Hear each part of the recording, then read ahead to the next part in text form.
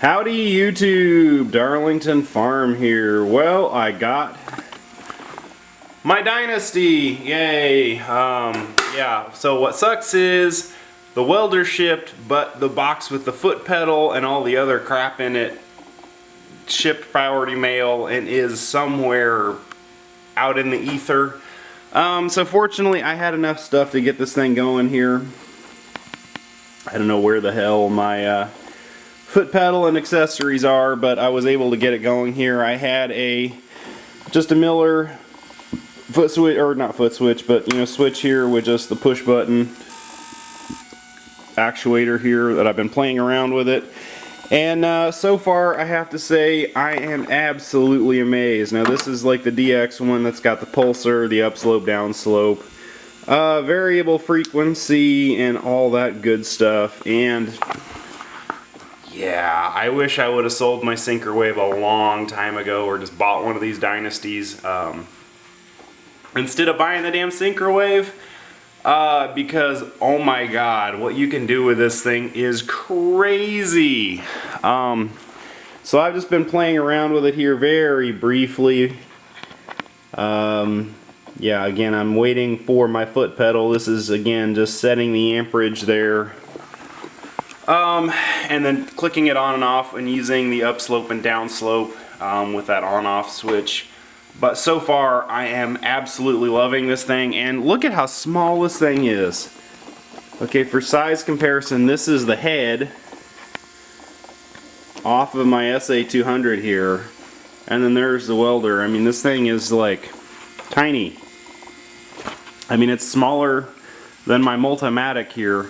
And what is really crazy about this thing is what you can do with it off of 110 volts. When I got this in the mail, it came with a 110 volt plug on it. And I thought, why in the hell would you want a frickin' 110 volt plug on a 200 amp TIG welder? You're not going to be able to do shit with that. And when I plugged it in, was playing with it, and then kind of after maybe about an hour of playing with it, I forgot that it was running off 110. And I was welding freaking 1/4 inch aluminum with this thing plugged into a 20 amp 110 volt outlet. It's just amazing what you can do with this thing. It's crazy. Freaking 1/4 inch aluminum, 110 volt 20 amp circuit right here. Plugged into this thing right there. And I was running some beads, not super pretty ones because I'm just kind of figuring out this machine and the upslope and downslope, but on this 1/4 inch diamond plate here, scrap. Pretty insane what you can do with this thing. You can turn the frequency way down to 20 hertz or all the way up to 250 hertz. With it down around 20 hertz you get really awesome penetration at very low amperage. So I was running about 150 amps right there with my balance set pretty far down just because that aluminum is pretty clean. And like I said, 110 1/4 inch aluminum. It's crazy. I will do a bunch of videos on this guy here once I get my foot pedal and kind of get things a little bit more arranged out here. Yeah, so I basically just, while I was at it, I had a bunch of these twist locks, and I threw threw some twist locks on it because most of my other stuff has that. So now I'm back up to running it off 220 there on a 30 amp circuit. And for location work, I made myself up some of these pigtails here where I can plug it into 110 or various 220 plugs, and be able to run it off of basically whatever electricity I need. But really cool. You can run it off 3-phase, you can run it off 220, 110. I think you can run it off all the way up to like 460 or 575. Pretty neat. I'm gonna do some more videos with it here, but as you can see, things are looking a little different out here. I have kind of shuffled stuff around and tried to make this a little bit more usable of a workspace. I guess I can get back here now that I have my Synchrowave out of here. The Synchrowave used to take up this whole space right here. I moved this table I got from my neighbor Kind of back in the corner here, and I'm trying in the process of rearranging things here to make things a lot more usable out here. I brought over some of these fatigue mats from back when I had the cabinet shop, and I gotta say they make a huge difference if you're on your feet out here all day. Right now I'm sourcing parts for a positioner.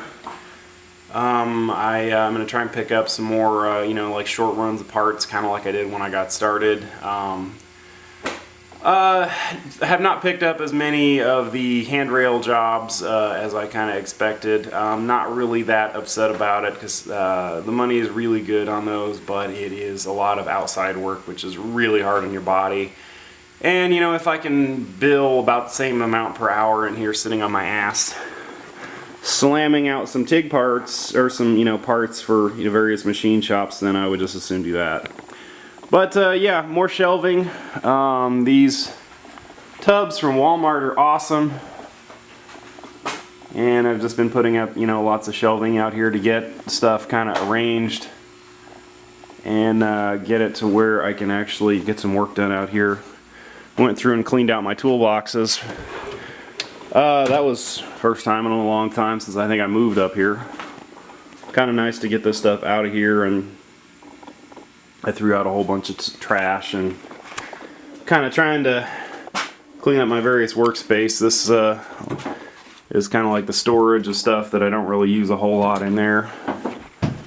And then I was able to, like I said, you know, kind of rearrange things and actually get this other toolbox over here that just has various like machine things in it. I don't know why I have some paracord in there, but yeah, just stuff that, well, basically this box.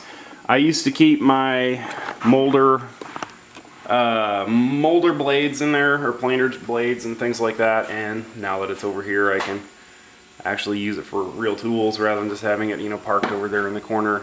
And I kind of rearranged my cordless tools up here and tried to organize this a bit. I'm still, I need to build a cart for my plasma cutter here. I think what I'm going to do is build one that has kind of like a V where all the dross goes down into a bucket. And I was over at the industrial supply place in Lebanon, and they had some nice blowers, so I think I'm just going to make it a downdraft one where I can just blow the fumes straight outside there. And what else? Oh yeah, my SI200 is still down while I am waiting on my last two bearings. They should be here, I think, today, which will be nice. I'd like to get that thing out of here.